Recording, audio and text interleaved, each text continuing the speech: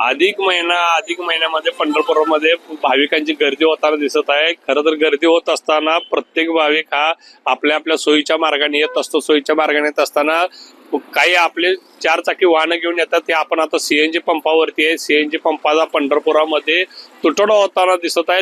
अधिक महिन्यामुळे लाखो भाविक पंढरपुरात येताना आपल्याला दिसत आहेत.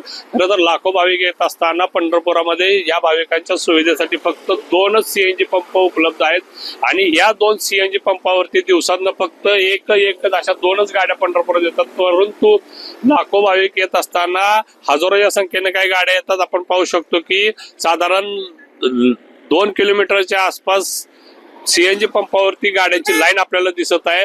कालपासून सीएनजी पंपाचा तुटवडा झालेला दिसतोय. आपल्यासोबत काही ड्रायव्हर आहेत, काही भाविक आहेत, काही नागरिक आहेत, किती भक्तगण आले आहेत पंढरपुरात दर्शनासाठी.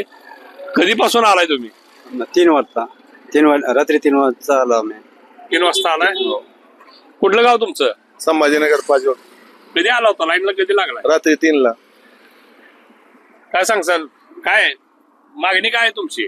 गाड्या जास्तीत जास्त द्यावं त्यांनी सीएनजीच्या इथं. पंपात गाड्या नसल्यामुळे जास्त लाईन लागते. देवस्थान आहे महाराष्ट्रातले मोठं देवस्थान आहे. इथं पंपाची व्यवस्था झाली पाहिजे. गाड्या कसं एक येते दिवसातून 2-3 तासात संपून जातं. मग दिवसभर बसायला येतात. असं नाही व्हायला पाहिजे ना. गैरसोय व्हायला लागली. गैरसोय व्हायला लागली. काय कुठून आलात तुम्ही? आम्ही वाशिमहून आलो.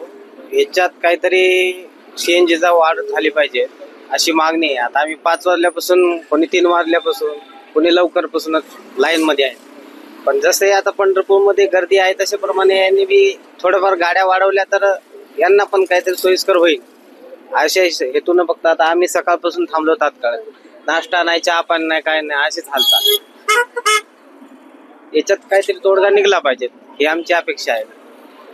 खरं तर बघितलं की यात लवकरात लवकर पालकमंत्र्यांनी लक्ष घालून गाड्यांचा जो तुटवडा आहे तो लवकरात लवकर संपवला पाहिजेत. गाड्या वाढवल्या पाहिजेत अशी ड्रायव्हर लोकांकडनं किंवा भक्तगणांकडनं मागणी होताना दिसत आहे.